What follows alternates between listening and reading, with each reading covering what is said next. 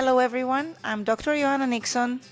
I am Dr. Vilma Pacheco-Barcia, and this is Open Doors Podcast, two women scientists driven by curiosity, evidence, and compassion. Hi, everyone, and welcome back to Open Doors, the podcast where we explore professional well being in oncology and beyond, one conversation at a time. On the podcast, we open doors to better leadership, healthier teams, and practical tools for your professional life. Today, we are joined by someone whose work I deeply admire and with whom I'm proud to collaborate with. Both Vilma and myself do a bit of work together. Enes, and dare I say you're a colleague and a friend. Dr. Enes Erul, amongst the many things you're doing for patient care as a medical oncology, you also research identity, imposter syndrome, and the emotional world of high-performing professionals. Dr. Enes Erul is a medical oncologist, a fellow at Ankara University in Turkey, whose work is not only patient-centered, but also looks at how we as oncologists view our profession and can have a long and great career. Today, we're diving into why so many talented people, especially in healthcare, oncologists, doubt themselves and what resilience really looks like. Enes, welcome to Open Doors. Thank you for this kind and perfect introduction. It's really honor to be with you for this podcast and also for project. It's I really feel very lucky to work for this project with you, with two inspiring mentor and professor and colleague. So thank you for inviting me. Enes, for listeners who may not know you, could you tell us a bit more about your academic journey and what drew you into researching identity and imposter feelings? So in Turkey, it is a little bit different from Europe. In first, if you want to be oncologist, you need to first finish internal medicine, which is like 4 years. It's like actually US, and then you need to work as an internist in the rural areas for obligatory duty as an internist. Then you are taking an exam and you are start oncology. So when I was in my obligatory duty, I met one of my closest friends who is also psychiatrist, and I still see him. So we were working in a close environment, and he was saying that Enes, you are in a good position. I mean, with the papers and with the other stuff. And I just said, no, I have been just lucky. And those close friends, Mali, and he was saying he's describing himself like my eyes MRI. He was really so easily understand the people's behavior, people's defense mechanism. I think this is the psychiatrist qualification. I mean, they are really so good observation skills and other stuff. And he said that I think it is imposter syndrome. It was the first time I really start to hear about it, and I just said, what's that?" And he said that it sounds like modesty, but I am not buying it. It is imposter syndrome. So he start to describe about me what it is and other stuff, and then I start to read about it. And also, one of the professor in Turkey was making a research in Turkey about imposter syndrome and how common it is in oncology. And last year in January, ESMO for the first time they made a resilience course, and I just thought that maybe I can make a proposal and to how we can prevent and how we to imposter syndrome and also burnout. So we are all talking about the how common it is, what is the descriptive, what's the percentage, but what's the solution. So I just make a proposal, and I got accepted, and we I am so lucky that we have met there. And then my research interest for psycho-oncology and human well-being is starts. So it is one of my research interests, like as well as AI and also liquid biopsy. I really like to read about it and to learn and deepen my knowledge about it. It's really important. And when we met at the ESMO Resilience workshop, it did surprise me a bit that listening to your talk that was so genuine and authentic, and I'm sure Vilma will agree. Because although imposter syndrome, we hear about it, and yes, people may talk about it like you were talking about it with your friend, or me as a mentor and as a coach. I do hear people mentioning that, but it's on a one-to-one conversation. It's not something that publicly we we talk about, or we put our hand up to say, well, I am one of those who, yeah, I have these feelings, and this is how it is. So I thought we were very fortunate in the room to listen to your talk, and actually open the door to talking about that in the medical profession, because it's a taboo. And that brings me nicely to my question about, yes, you do focus on how professionals feel and experience their work, especially in oncology. So from the work that you've done, what have you learned about why even accomplished individuals, people that on paper and in action, they are high achievers, performers, why do they underestimate their competences and feel like that? I think one of the reasons, thank you for the kind words. One of the reasons why oncology is so unique for imposter syndrome and burnout, because every day we are dealing with life and death decisions and cognitive burden with the rapid development of science, immunotherapy, novel targeted therapy, with everything. It's we are really face very challenge emotionally and cognitive. And also, just because it is life and death decisions, we are trying to be perfectionists. We shouldn't do any mistake. We should do our best. But I think in a way it also causes some cognitive distortion, like always thinking like I should have done more. I think this is one of the most common mistake which we did as an oncologist every day, because I think some of the things in our life is out of our control. If we did our best for our patients, and if we lose them, it might happen, but we shouldn't blame ourselves to if we did our best. So one of the reason is for to much more commonly observed in oncology is that the environment also leading us to be perfectionist and to never make a mistake. I should know everything. This kind of, I think, cognitive distortion. So even, I Think mean, as a high achievers, even if they make lots of things in their life, this kind of cognitive style is making them to feel like this. And even, I mean, our CV, what we did, our life, is could be in the draw, but what is we think in our head, uh, so it is something different. yes, and imposter syndrome is everywhere. When you gave us that, when you explained the project and when we were in the workshop, I remember a lot of it resonates with our every day to day, mainly through our research, our clinic. We were so malperfectionist sometimes and try to do things as best as we can.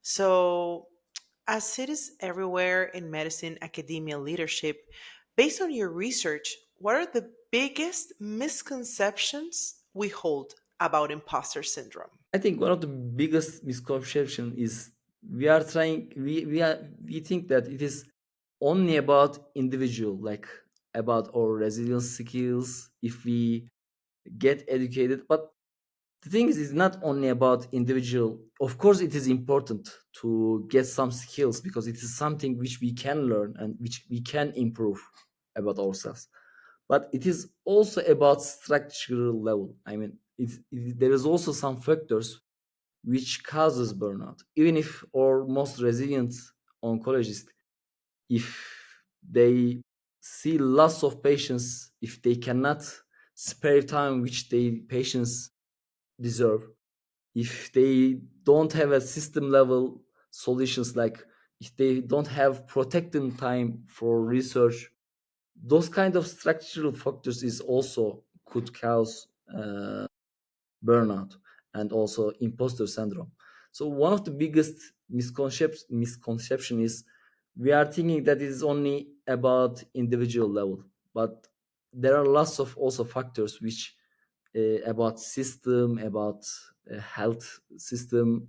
So I think we should think resilience about combinational factor, and we should try to find the solution for also individual level and also in system level. So Absolutely, Enes. And uh, I'll refer to burnout to start with because it's definitely an occupational related syndrome. As Teet Shanafeld said, it's an 80-20 problem and we all owe it. And 20% is actually what we could look at doing, shifting as individuals that we can influence, but 80% is the system within which function and operate. Um, when we collaborated on work around identity threats, one of the things that struck me was how context shapes imposter feelings. Can you talk about the environments? We spoke about systems, environments that amplify self-doubt and those that reduce it. How do these look like and feel like?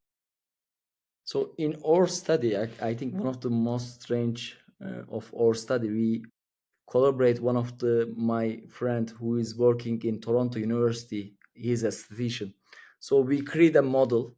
Not it is like simple multivariate analysis. We try to put almost all factors and to try to understand, are they related or are they separated. And one of the surprising finding for me, I mean, it is not only about individual like we talk about, also academic title. If you get academic title, it is one of the strong positive and protective factor against burnout, which also we can imply that maybe if you get academic title, maybe you get more uh, protected time, or maybe you can more autonomy. And also we think that in the basic uh, findings, we found that age in a natural level is an important factor for burnout. We found that early career professionals who is younger is risk factor for burnout. But when we controlled other factors like income, gender, where they work, we found that actually age by itself is not a risk factor.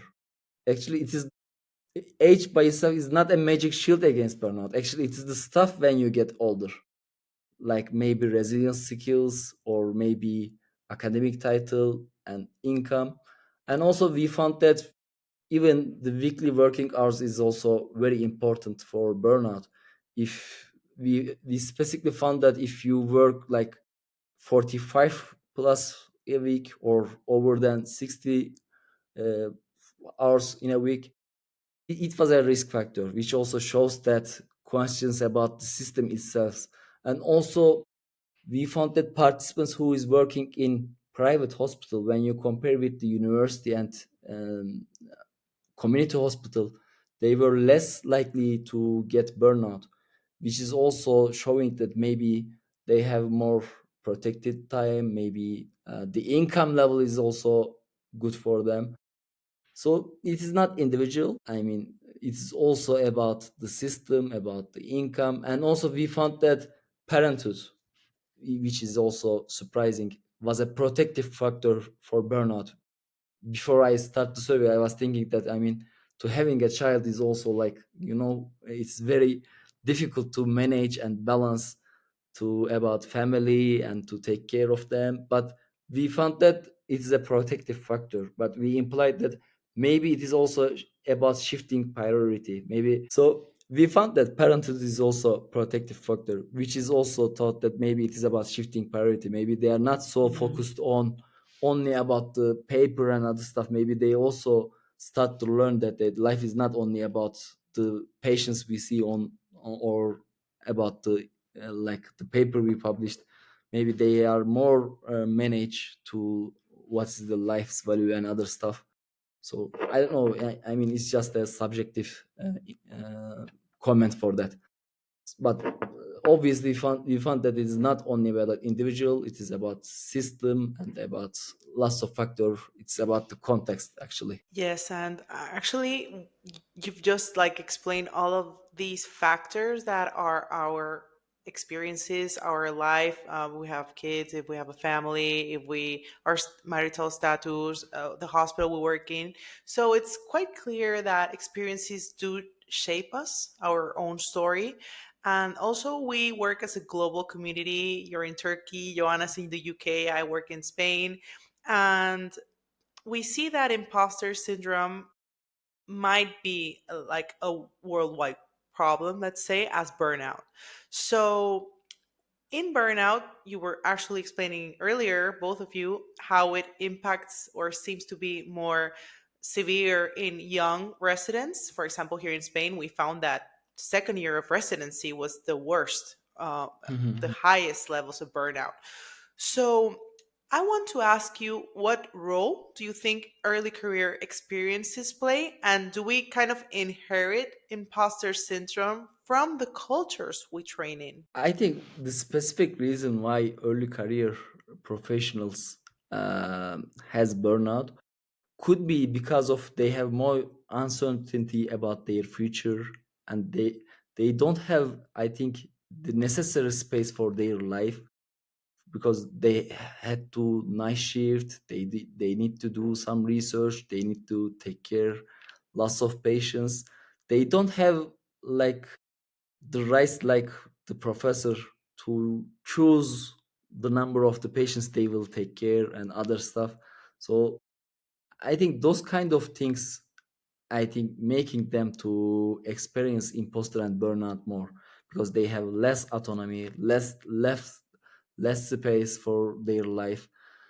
And for the second question, I think it is not like culture in heritage. I think it is also about which we learn, like maybe emotional accent. I don't know the synonym is correct, but I think it is like emotional accent, emotional pronunciation which we get, depends on the where we work.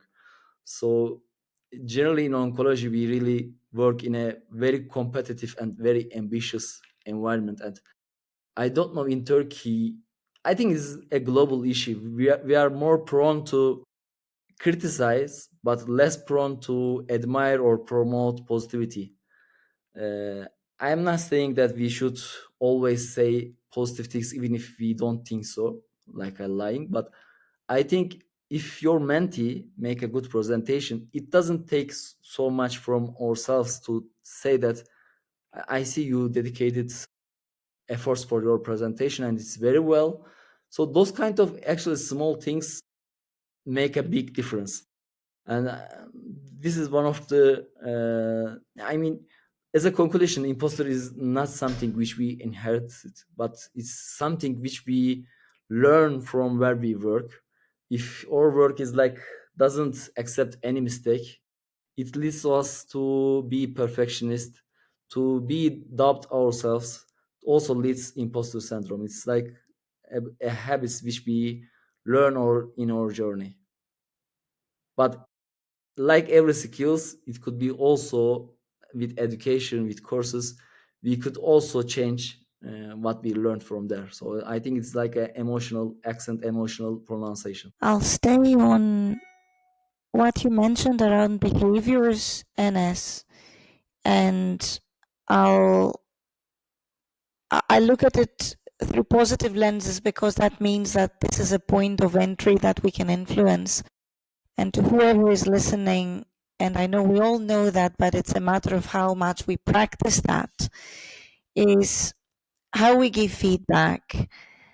And especially because we focus on how do we give negative feedback? How do we do it? How do we give positive feedback? How can positive feedback be constructive so that the individual understands their strengths? Why are we giving positive feedback? It's beyond the you've done a lot, you've put a lot of effort. It should be more constructive as well. It should have a structure so that the individual starts appreciating what they've done well. Because we always put a lot of effort in making sure that We all understand through reflections and feedback what we've done wrong. But it is time to give permission to ourselves to think about what we've done well, and others giving us feedback on that as well. So thank you for bringing that up.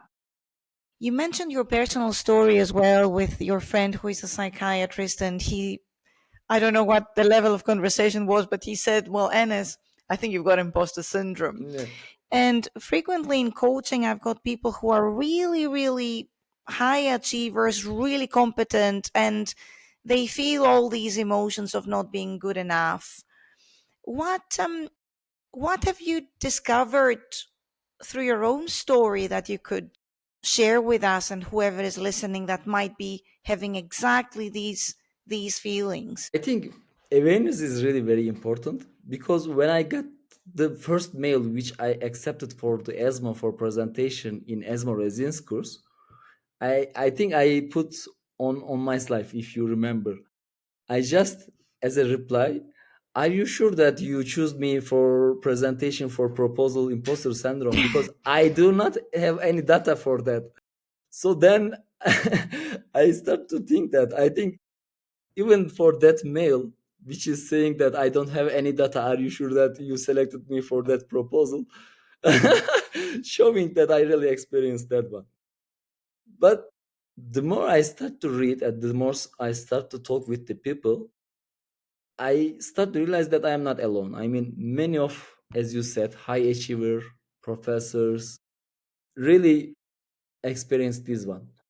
But right now, I think it is like, I mean, everybody has some creepy friend who says mean things about you in their life.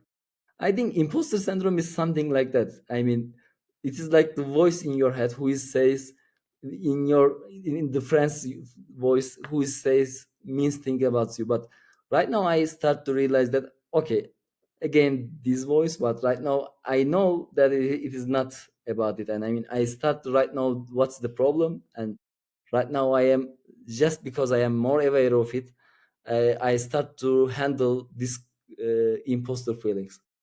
So awareness is really important, and specifically like ESMO residence course, I think Vilma could tell about it. I think they will organize the second one. So for those courses is really very important, and also mentorship. I think for my experience on that time I was in Barcelona, and I have applied for European School of Oncology mentorship, which I feel so lucky that I have met Alexandra Eniu, who is the chair of European School of Oncology. And I on that time he was so busy and I sent lots of mail but he couldn't back. And he said that just when I was in Barcelona, he said that could we make a Zoom call for our mentorship and to meet face to face and other stuff. And I said, of course. I even if I was in Barcelona and there are lots of things to do, I mean, it is Alexandrian and I couldn't miss that opportunity. And I think for this year, it was really perfect that we met. Even in ASCO in India, he came to visit me for to be with me, to stand with me. And for that mentorship, I really learned a lot and I get lots of positive feedback, constructive feedback, which I really need on that one, on that things. And so for the solution, I think mentorship to learn that you are in the right way and to who is seeing your efforts is really very important. So it doesn't have to be face to face, but it could be online, like ESMO did, like ASCO also have virtual mentorship one on one, and also have one, and also after residence course to work with you.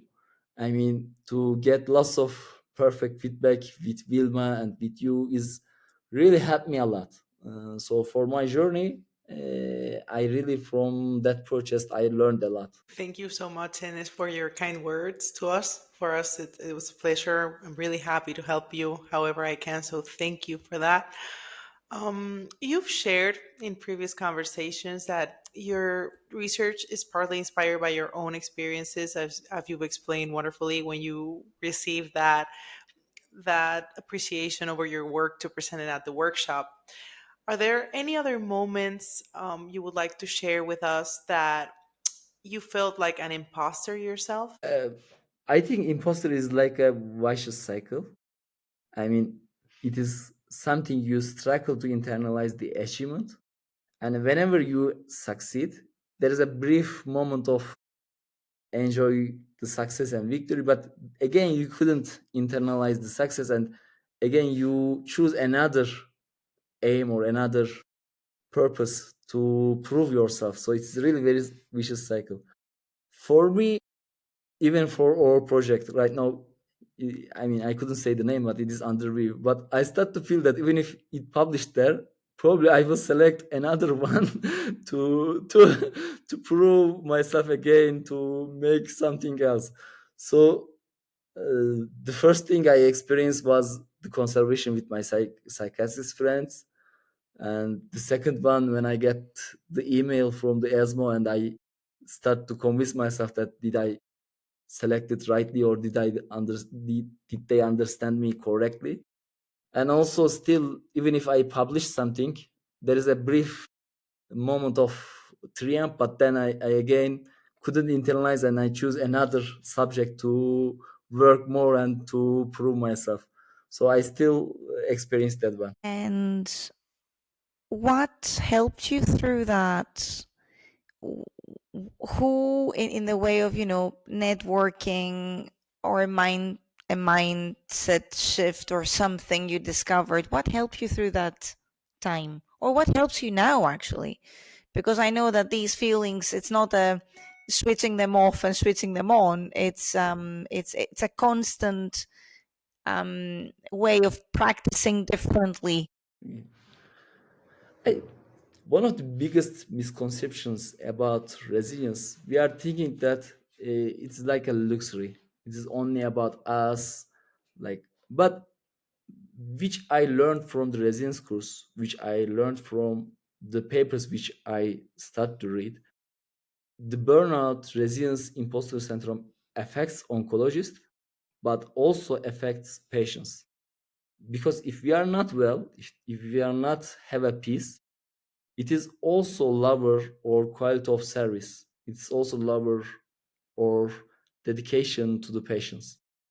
So I think in the world as a globally, we are not aware of that. It is not luxury. It is not about only about oncologists, but it is also about patients. And also imagine that there are lots of oncologists who is thinking to retire very early, like 55 years old, 60 years old. And imagine that for that age, they have lots of perfect experience, lots of information, lots of knowledge which they bring on that age. And it is like lose of that knowledge, lose of that experience, just because of we lose because of the burnout, because they think to retire very early.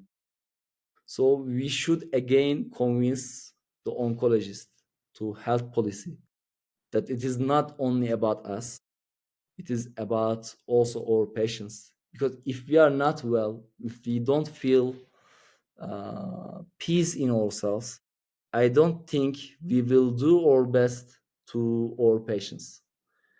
And I I think just because of the time limitation, just because of the patient's burden, I really know lots of oncologists in Europe, also in Turkey, see maybe over than 30 patients.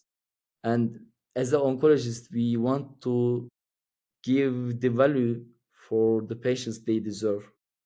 But just because of time limitation, because of the workload which maybe could be done other than physicians, we are also resonate this stress to the also our patients.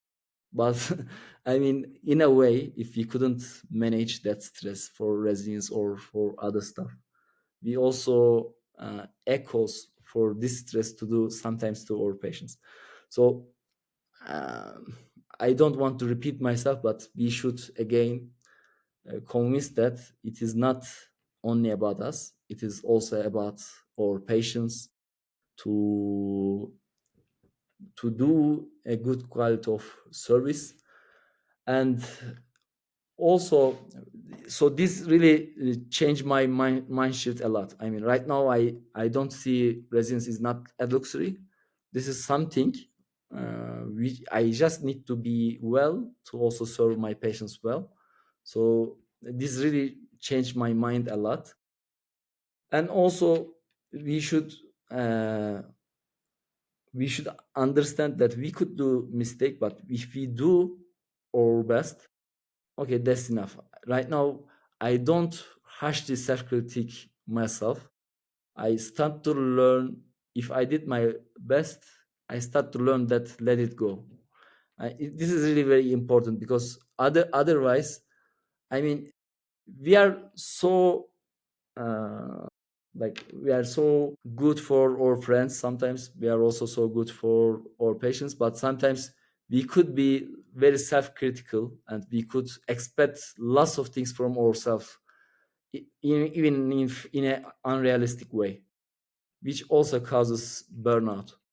So the more I start to read about imposter syndrome and burnout, the more I start to realize I should be also have some self compassion for myself, to learn that I am a human, I could do a mistake, because we are growing in an environment that we are all have a motto that we should conquer cancer.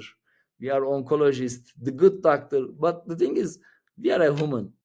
I mean, we should be also and realistic. If we are doing our best, it is good. I mean, it should be enough. We shouldn't blame ourselves, which are also sometimes are out of control. Thank you, Enes, for touching on that and also for touching on awareness. You were actually saying how maybe you were not really noticing these changes, and I think awareness is very important. Being aware that imposter syndrome exists, burnout exists, can also help you find ways to improve and be better if you know the problem is there and talk about it openly. In 2023, we did a study, burnout intervention here in Spain, thanks to a grant.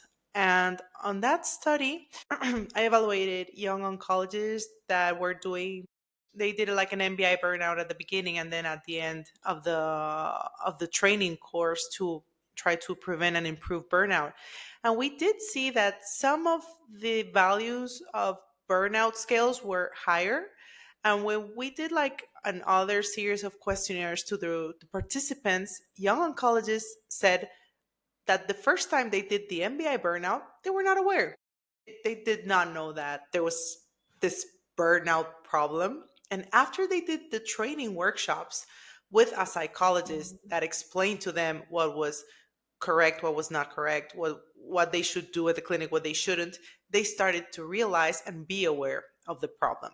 So I think this bridges wonderfully to ask you, do you think researchers who study imposter syndrome are more aware of it them in themselves or more susceptible to it? I think that there's no certain answers, but for me, I mean, as a humble, my opinion, it really helped me a lot to understand it is okay, very normal, very fine to show your vulnerabilities, because we have a stigmatizing idea that we should hide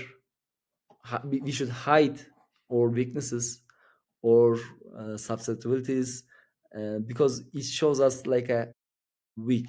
But the thing is, I mean, it is very okay and very fine to show your vulnerability, to show your weaknesses, to at least to get some solution or help from your professor, from your mentors. So for that process, to read and to get more knowledge about resilience really helped me a lot. Right now, I do not hesitate to ask for help if I need one from my professors, because I don't think that it is showing a weakness. It doesn't take from me because I need that one. I mean, I'm in beginning of my journey, and if I really need a help, it, I mean, if I didn't study resilience, probably I would think that no, I shouldn't ask for the help because it shows a weakness or maybe vulnerability. But right now, I am more fine to ask for help, to be more self-compassion, to, I mean, for me it's really improved my cognitive style. Before that I have some wrong thinking style, but right now I am better. But I don't know, the answer could depend on the people, so I don't know. I also want to take your opinion, actually. So I'm very pleased that you mentioned self-compassion and not just once, because to me it's the foundation of all. And whenever I give a talk on these matters, I do tell people that the single one relationship that is the most long standing in our lives is the relationship we have with ourselves.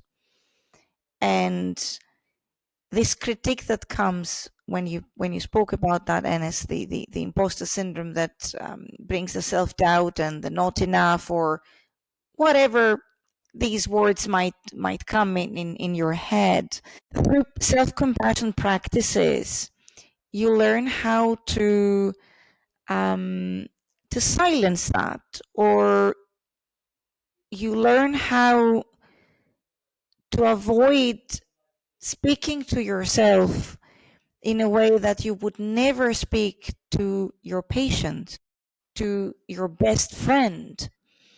And in that way, and it comes with practice, it's not something, again, you switch it on, you switch it off.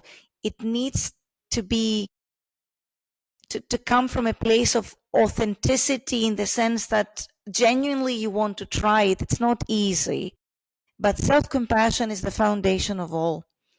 And that is the starting point for us as clinicians, to be compassionate to others, be Mhm. compassionate to patients, carers, our colleagues. We can't really be compassionate unless we are, we Mhm. have self-compassion, we come from that place. And rightly said, we're moving to resilience now, that it's not a selfish thing. It's basically the best thing to enable you to serve others. And you are involved in all these work. And I would like to ask you, as a person, Enes, what is resilience to you? What, if you were to describe it, describe someone who is resilient, how does that look like and feels like? And I know that's deeply personal. For me, it is not something like, even if you get trouble, it is not like turning back with big smile. This is not resilience, but this is my opinion. I think resilience is, imagine that you are trying to arrive somewhere as a destination, but just you make a mistake and you get a wrong direction. So for me, resilience is not like, I mean, even if you make a mistake and you get the wrong direction, to decide to give up and to, okay, I am returning home, I am not going to that place, even if you are trying to arrive there.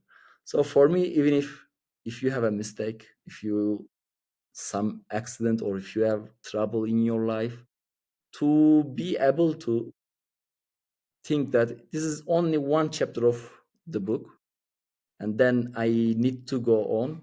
This is not, this part is only not identify me.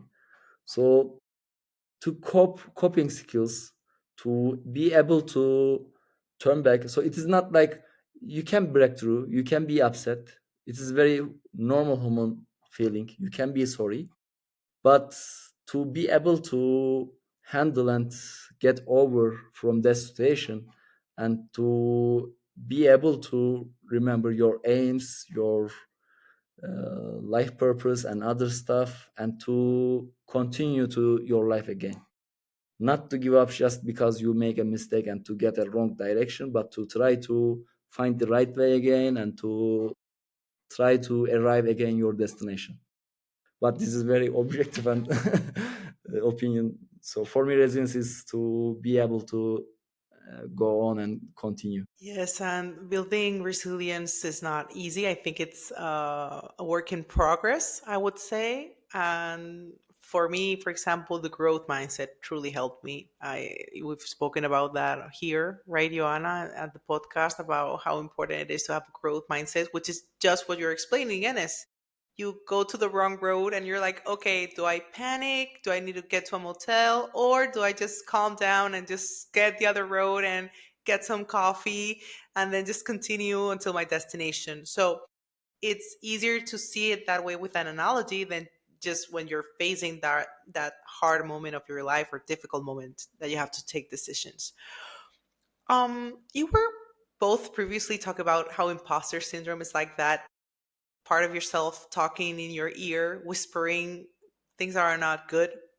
But if you think about it, it makes me wonder if some of those thoughts, if they are not so damaging, if they can be useful, like, for example, you're doing research and Mhm. the experiment went wrong, or the analysis you made just it says your hypothesis is not correct. So that moment you can get, the imposter syndrome whispering you did wrong. And maybe at that moment, at that point, if you use the growth mindset, for example, you can Mhm. find a new way to open a new door, a new bridge for new findings and new opportunities. So I wanted to ask you if you think some of these thoughts could be a source of humility or motivation. Where is the balance, Enes? I think it's like a spectrum. I mean, if you have a low level, I mean, in a very small way, like to have this thinkings about imposter, could also be good thing, as you said, like to maybe lead to you to be humble, to be more open minded, to grow, to learn, and to move on. But if it is too high, if it is causing you to take a risk, I mean, missing, if it is causing you to missing like opportunity, to keep yourself away from the opportunities, about the challenges, because you don't deserve to be, because if you are thinking that you don't deserve to be there and other style, I mean, it's a spectrum. If it is low, it could lead to be open-minded and to continue to grow and to continue to go for your efforts. But if it is too high, it could also lead to you avoid from the opportunities, avoid from the apply for the positions which you deserve. So I think it could go from both direct way. So I think the severity of imposter feelings matters.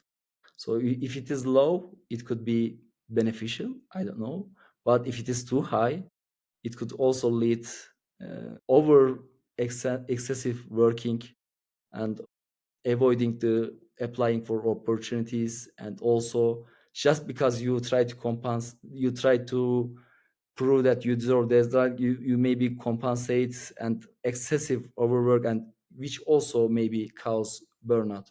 So I think the severity is really very important for these thinking styles. And also one more thing, it was also like similar for example, for our study, we try to understand, are all the perfectionist style is bad for burnout, but we actually evaluate for two dimension of perfectionism.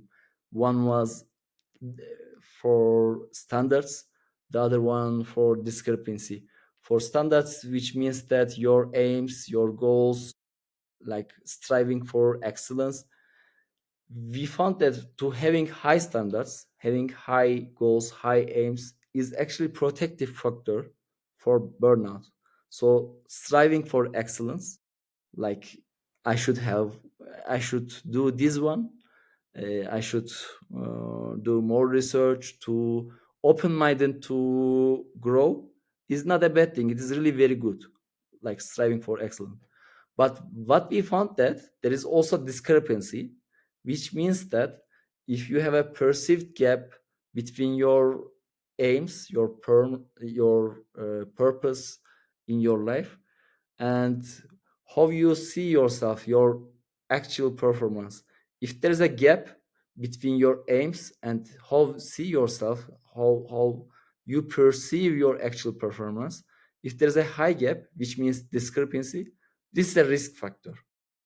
So it is also about how we see ourselves. Like if we think from ourselves like we should work as a robot, like who is doing everything as a best, which also could lead to burnout. And the data, it's fascinating, truly, isn't it? Yeah. In in coaching, we use some practices and tools, and I've seen these work when these thoughts come in our head. Number one, you can start challenging them back, asking these questions. Number one is this true? You have a thought that is, you have this critique coming in your head. You can actually ask the question, is this true? How true is that? You know, what we're talking about now. And the other question that is helpful is, how is this serving me? How is this helping me now? And as soon as you ask that question, it will very likely stop, because you know, you've got your common sense and you know that this is not helping you. So as soon as you start asking, okay, how is this helpful now? Then this critic will go in silent mode. So that's these are a few tips from me. If someone in your circle, Enes, or anyone who is listening, who might be in academia, might be in leadership, might be a colleague, and they do feel that they're not enough, and they have these thoughts on a regular Mhm. basis, from your experience and from the study, is there anything you could tell them is worth doing today to make things better? I think it could be to ask for a help, could be from your close friends, from your close colleague, to get their opinion, because sometimes when we focus ourselves a lot, like a spotlight, we call it like spotlight effect, which means that we are tending to get focus on ourselves. Even if, for example, if I make a mistake, probably Vilma and you are not will judge me a lot, but because I mean it's like a spotlight. Probably maybe 10 minutes later, 20 minutes later, you will forget and you will not get more attention as much as I do for myself. But probably for 1 week I will judge myself how I can not say that verse very well and other stuff and other things. So which calls like spotlight effect. We are caring about our actions much more than from our environments. So if one of my colleague ask me if I am have some imposter feelings, probably I will tell to get some close friends if I am not their friends, to get a third opinion and to look from outside to themselves, because probably if some of my colleagues tell about imposter, and if they were held by their CVs from the others, probably they will be so okay and they will be, oh, that CV and that actions, that papers are very good. So I just try to change their lens and to look themselves from others' eyes, to be more self-compassion and to less critical, to change their sights. And also I think to get a professional help, like to get advice, could be really very helpful, because I think in one of your episodes you mentioned that feeling alone is one of the main risk factor for burnout. So asking for a help and to get with your colleagues could be very useful. Thank you so much, Enes. Sorry. Thank you so much, Enes, for touching on that. Actually, when we work, like for example at the clinic, we have teams. We have our leader, our head of department. We have, like a lot of colleagues working with us, but we're not all on the same scale. We've really highlighted the role of mentorship today. We've highlighted how important it is to be self compassionate. But it's true that sometimes if your work culture is not a nice environment, it can be quite tricky to be self compassionate with yourself. So I know that we all play a big role. Actually, I'm a huge defendant of how important it is for what you do to yourself, how you work on yourself, on your boundaries. I mean, I am a huge believer that you can truly shape your world, and your resilience. But I have been in other work environments where there was no compassion at all anywhere, and I it was so difficult and tricky for me to find my own self-compassion. So I think there's a role for leaders there. We speak about compassionate leadership here in the podcast a lot, and I want to ask you, Enes, before we go to the reflections, what can leaders do differently to embrace and create cultures where people, the teams, the environment, people feel psychologically safe to grow without fear of being exposed, with showing compassion in their leadership? I think, like your podcast, opening doors to show that your mentees, your fellows, they belong there, they have a room for there, and to be able to same space with, like, to be fair with everyone, and to be able to show that they could reach if they help, and to opening their doors to if they have any problem, if they had any trouble, to show them this is very normal to in early career professionals to get struggle for their journey, to get difficult about oncology and other stuff, to show that they also experienced that one, but how they solve solve it, and how mentorship is not only about, like, making a paper together, actually to share also your experience, your life experience, and how they handle their struggles when they were also young, to also show them like they are not alone, they are there to if we have a help, or if we need to ask anything.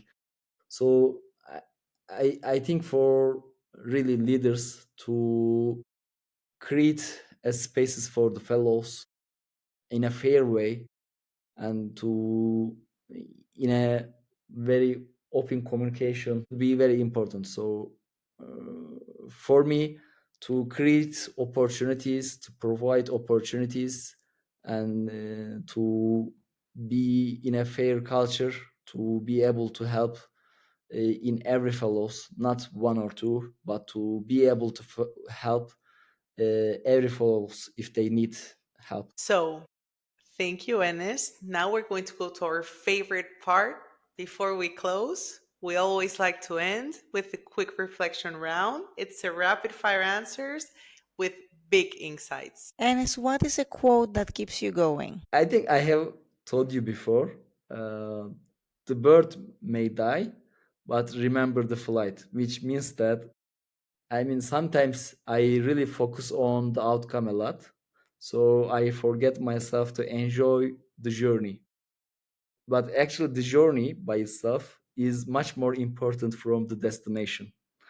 Remember that we are trying to still publish our papers, but uh, even for that journey, to be able to talk with you, to share my problem, to make a collaboration for brainstorming, I really enjoy a lot. So whenever I focus and struggle to outcome, I start to remind myself the journey, the process is actually much more important. It is also same for oncology. Sometimes I really count down to become expert oncologist and other stuff, but I really forget to enjoy, to take care of the patients, and to deepen my knowledge. The destination is not so important actually. The journey by itself is much more important. So for that is the bird might die, but remember the flight. Thank you, Enes. If you could write a letter to your younger self, what would it say? As we talked before, be more self-compassion. Don't hesitate to take any risk, and don't hesitate to take any challenge. Try. Life is short. Be open-minded to apply and take a risk, and to be open to try new things. So probably I will say, get out of your comfort zone and try something new. The growth mindset. What is the next person you want to open a door for? Not a specific name, but for, as we talked, early career professional, younger oncology professionals, I would like to open doors to provide them more opportunities, to to show them they are not alone. So specifically for younger oncology professionals, And if you could write a letter to your future self, what would it say? Mhm. I would wish probably not to forget about my aim, my value, which is like for oncology. Before I start oncology, maybe you don't know, I was sports physician in Izmir for 1 year, and I just choose oncology again because I really want to do something with patients with cancer. So for future myself, probably I would tell, remember your aim. It is not about money. It's not about income. It's not about title. I, I, I mean, of course, I want to be academician, but it's not to forget a title. To Because I really love education. I really want to do something like a clinical research and other stuff.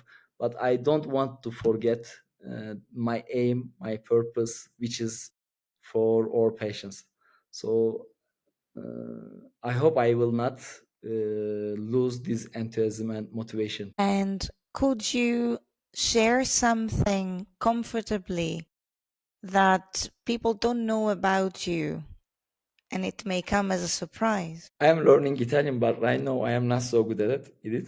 I have some close friends from Italy. Actually, at first I was learning Spanish, and I have one close friend, Miguel Morente. He is infectious disease expert. And whenever I learn something in Duolingo, I was sending some voicemail to him. Oh, wow. But then the thing is, I don't know. I think I get lots of pronunciation mistake, and there were lots of other meanings. And then I get some trouble, and he started to say, Enes, please don't send me any more voicemail. No, we are still close friends, but I give That up. hurt. Yeah. Right now, Wow. but still, I really love Italian. How does it sounds? How they really speak like they are singing a song. Well, So, Mediterranean. yeah, the effort is what matters the most. The journey. yeah, That's the thing that you need to reply to your yeah. friend. See. I must say this resonates. Like, Ioanna, remember me this summer sending you everything from Greece? Like, so excited. Yes, Ioanna was like, please. I even sent her like a can of Coca Cola. Like, is this your with my name? And name on yeah. it, which I've never seen before. And she said, "Is this your name?" And I said, "Yeah, it is my name." I don't know why my name was on a Coca-Cola bottle, but I, I just got it I from honestly don't somewhere. know. But yeah, I know. Yeah. So it resonates a lot. And it's. Well, thank But you so much, Enes, And for thank you, my coming. pleasure. Really, thank you Today so was much. wonderful. Wonderful having you. It's wonderful working with you. I mean, I speak because the three of us, we were lucky yeah, enough to be yeah, we at know. ESMO together. We've had the full life experience together. So, really thankful for all our work. Really proud of all your work, all that you're doing, your research, your growth mindset, and also for your research in imposter syndrome that I truly believe it will be very helpful for a lot of colleagues. And I truly believe also that this podcast today, which was very helpful for me right now, so thank you so much on that. It No, will be helpful it's your for all kindness, of really. our listeners. I completely resonate, and I was thinking as you were talking, Vilma, about frequently think about randomness of things. How random is it? And if I hadn't been invited to give a talk at the ESMO, workshop, would I have met Vilma and would I have met Enes? And I do believe that I would probably still meet you at some stage, because I don't believe in randomness of things, but I'm very pleased that I met you and we worked together. And I'm always fascinated when I meet people who are challenging me, but at the same time we've got the same set of values, the same core, and we align, and it's truly important and valuable. I hope listeners have felt the comfort I felt through the conversation.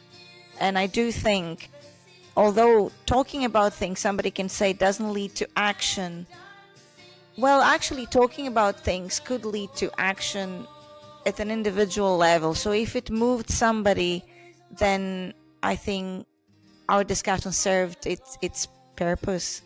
So to all our listeners, keep opening doors for yourself and others. I'm Dr. Ioanna Nixon. I am Dr. Vilma Pacheco-Barcia from Open Doors Podcast. And remember, you belong in the room. You belong in the room.